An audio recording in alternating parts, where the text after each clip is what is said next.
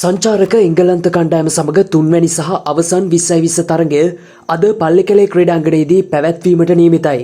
අද රාත්‍රී 7ට තරගයේ ආරම්භ වීමට සැලසුම් කර තිබෙනවා. කෙසේ වෙතත් අද ජාත්‍යන්තර කාලගුණ වාර්තාවට අනුව තරගයට වර්ෂාවෙන් බාධා එල්ල නොවන බවටයි සඳහන් වන්නේ. එහෙත් මේ වන විට ශ්‍රී ලංකා කණ්ඩායම දැවැන්ත අර්බුදයකට මුහුණ දී ඇත්තේ ක්‍රීඩකීන්ගේ ආබාධ තත්ත්ව හේතුවෙන්. මේ වන විට වාර්තා වන්නේ ශ්‍රී ලංකා සුපිරි දගපන්දු යවන ක්‍රීඩක වනිදු හසරංගටද සුළු ශල්‍ය කර්මයක් කිරීම හේතුවෙන් අද තරගයට ක්‍රීඩා කිරීමට නොහැකි වන බවයි. එමෙන්ම ඉෂාන් මාලිංගගේ උරහිසේ ආබාධය හේතුවෙන් ඔහුද මේ වන විට සංචිතයෙන් ඉවත් කර තිබෙන අතර ඔහුට බොහෝ දුරට ලෝක කුසලානයද අහිමි වන බවයි වාර්තා වන්නේ.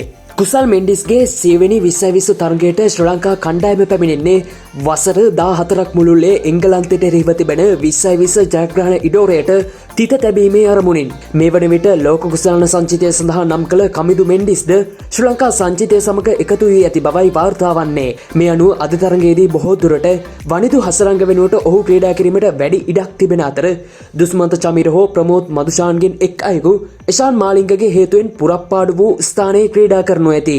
කමිල් මිෂාර හෝ චරිත් අසලංක දෙදෙනාගෙන් එක් අයෙකුට විවේකයක් ලබා දී ලෝක කුසලානට පෙර කුසල් පෙරේරා හට තම පිත්තේ රිද්මේ සොයා ගැනීම සඳහා මෙම තරගයට ක්‍රීඩා කරවීම වඩාත් සුදුසු වන නමුත් එය බොහෝ දුරට සිදු නොවේවි. මේ අනුව තුන්වන 2020 තරගයට ක්‍රීඩා කළ හැකි කණ්ඩායම මෙසේයි. පැතුම් නිශ්ශංක, කමිල් මිෂාර, කුසල් මෙන්ඩිස්, පවන් රත්නායක, දසුන් ශානක, චරිත් අසලංක, ජනිත් ලියනගේ, කමිදු මෙන්ඩිස්, දුනිත් වෙල්ලාලගේ, ප්‍රමෝද් මදුෂාන් හෝ දුෂ්මන්ත චමීර, මතීෂ පතිරණ. ශ්‍රී ලංකා කණ්ඩායමට දිගින් දිගටම සිදුවන මේ අවාසනාවන්ත සිදුවීම් සහ අද තරගයට ක්‍රීඩා කළ හැකි ඔබ නම් කරන 11ත් අපට කමෙන්ට් කරන්න. දිනෙන් දින උණුසුම් වන ක්‍රිකට් ලෝකයේ උණුසුම් තොරතුරු ඉක්මනින් දැන ගැනීමට ස්පෝර්ට්ස් කවුන්ටර් සබ්ස්ක්‍රයිබ් කරලා බෙල් අයිකන් එක ක්ලික් කරලා තියාගන්න. ඔබට සුබ දවසක්.